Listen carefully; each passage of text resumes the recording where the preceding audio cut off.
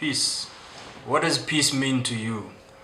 An article by Odilo Bradley Munyaradzi, published on www.MyZimDialogue.com. Runyararo, the Shona transliteration of probably the most enviable word in all of life, the word peace. What is peace? I'll be humble enough to highlight that I do not ask that question as a teacher. As one who knows what it is, I write and ask as a student seeking to learn about the most innate yet powerful reality that the world craves. For indeed, peace is more than vocabulary, but a phenomenon. Zimbabwe is a peaceful nation and land. It, however, depends in what context you refer to. Crisis exists. Inefficiency is now normal. Lagging behind is now expected. Patriots are now rebellious. The economy is no longer economical. Politicians are now politicking their own agendas at the expense of the people. Education and health is now a privilege, not a right. And it goes on. The social fiber knows to break rather than to weave together. On the flip side, no bombings are rampant, no bloodshed, no poison gas and no riots. There is harmony. So which one is it?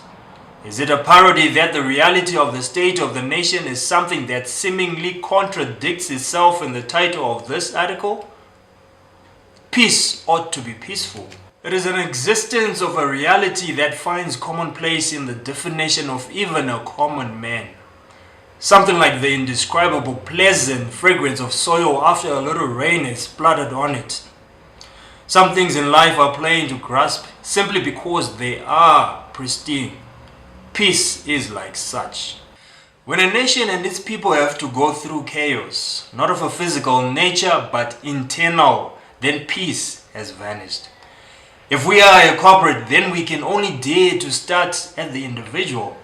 Man cannot know outer peace if conflict exists inside of him. It's the design of relation that men exist in a community, then a nation. This means essentially any grassroots for attention have to tackle the first base of how a man lives and in which space. Families are the fabric of communities. Zimbabwe has its fair share of participants both on the local and international scene, making a difference in striving for peace.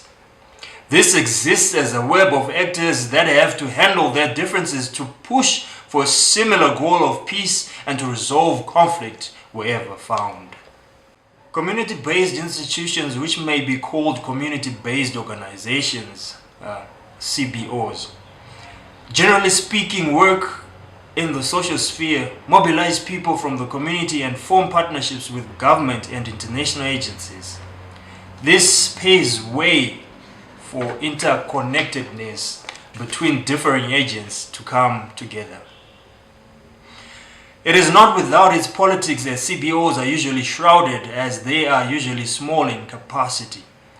They have to liaise constantly with non-governmental organizations, international non-governmental organizations, private sector companies, central and local governments.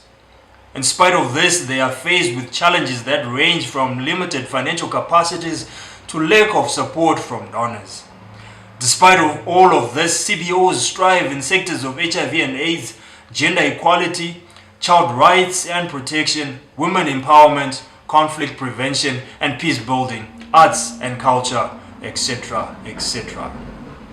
Their collective effort is directly engaging the public they represent and finding ways to alleviate the hurts and potential dangers that may exist. This in turn means they are more in touch with the people than other players that support externally by financial means. CBOs administer close contact solutions to situations by engaging the people and relating with them. Ultimately, CBOs provide leadership for communities, hence nations, to walk a path that seeks the betterment of its people through peace and to focus the minds of people to be productive towards that goal. The Peace Project in Zimbabwe is a classical example of a community-based institution doing its part in helping its nation towards peace and stability. Ultimately, after all has been said, Peace is not a solitary endeavor. It's a collective effort starting individually by having a mindset that is stuck on progression. This demands that communities embrace efforts by such institutions to work in that path. There is some good work being done out there concerning peace and prevention of conflict. Yet there still is so much more that can be done to make our Zimbabwe a better dividend of the overall shares of peace that makes our nation better. There is some good work being done out there concerning peace and prevention of conflict. Yet there is still so much more that can be done to make our Zimbabwe a better dividend of the overall shares of peace that makes our nation better. Read more articles on www.MyZimDialogue.com. Join the discussion on Facebook or follow us on Twitter at MyZimDialogue.